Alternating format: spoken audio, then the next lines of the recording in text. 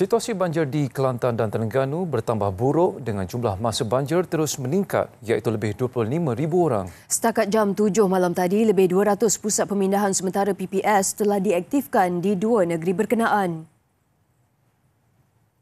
Kelantan terus mencatatkan bilangan daerah dan jumlah mangsa tertinggi terjejas banjir di 8 jajahan. Setakat petang tadi, 86 PPS beroperasi menempatkan lebih 15,000 penduduk daripada sejumlah 4,800 keluarga. Angka itu meningkat berbanding lebih 12,000 penduduk yang dipindahkan tengah hari tadi. 4 PPS di Pasir Mas merekodkan jumlah penghuni tertinggi lebih 1,000 orang di setiap PPS. Pusat terbabit di PPS SK Gual Tok Deh, SMK Baruh Pial, SK Sri Rantau Panjang 2 dan SK Gual Tinggi.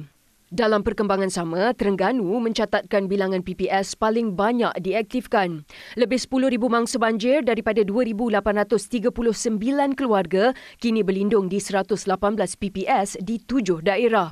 Paling terjejas di Hulu Terengganu dengan lebih 3,000 orang dipindahkan di 34 PPS. Ia diikuti sekitar 2,000 orang di Setiu dan Dungun serta 1,000 orang di 10 PPS di Kemaman.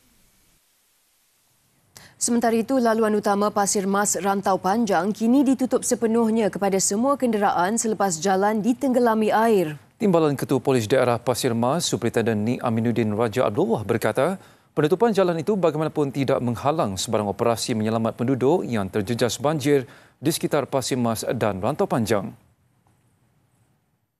Walaupun kenderaan ringan tidak boleh masuk ke Rantau Panjang, pasukan penyelamat menggunakan kenderaan berat seperti lori dan bot bagi meneruskan operasi membantu mangsa banjir. Bermula daripada Jambatan Lubuk Jong ini, kita telah mula menutup jalan. Memandangkan di kawasan Kalvot 5 iaitu jalan daripada Pasir Mas ke Rantau Panjang telah dinaiki air hampir 1 meter pada pagi tadi dan saya percaya sekarang ini telah melepasi pada 1 meter. Dan telah ditutup kepada semua kenderaan dan ini menyebabkan laluan ke Rantau Panjang melalui jalan utama telah terputus. Beliau berkata demikian di pos kawalan tempat kejadian mencari dan menyelamat di Pondok Polis Repek Pasir Mas. Dalam pada itu, Superintendent Ni Aminuddin turut menasihatkan orang ramai agar tidak menyebarkan maklumat yang tidak benar berkaitan banjir kali ini. Katanya, ada pengguna media sosial menyebarkan maklumat Kelantan lumpuh akibat banjir namun maklumat itu tidak benar, malah ia akan menimbulkan keresahan masyarakat. Sebarang maklumat tepat boleh berhubung dengan pihak polis dan agensi berkaitan. Dalam pada itu, hampir 800 keluarga di Taman Semasa Bandar Baru Pasir Mas antara yang bimbang risiko banjir besar berlaku susulan paras air Sungai Golok melimpah di kawasan perumahan itu dengan mendadak. Mereka waspada kerana paras air meningkat dengan cepat sejak awal pagi berbanding kebiasaannya ketika banjir berlaku. Tinjauan di kawasan perumahan itu mendapati air Sungai Golok melimpah dengan ratusan kenderaan penduduk terpaksa dialihkan di sepanjang jalan Lubuk Jong, Rantau Panjang. Paras air Sungai Golok berada pada paras tertinggi dalam tempoh 9 tahun dengan bacaan 11.03 meter awal pagi tadi berbanding 10.84 meter pada 2014. Menurut penduduk, trend kenaikan paras air juga lebih pantas berbanding tahun sebelum ini. Rasa bimbang lah. Okay. Rasa bimbang. Apa ni takut 2014 ni sejarah ni kembali pula. Apa sebabnya?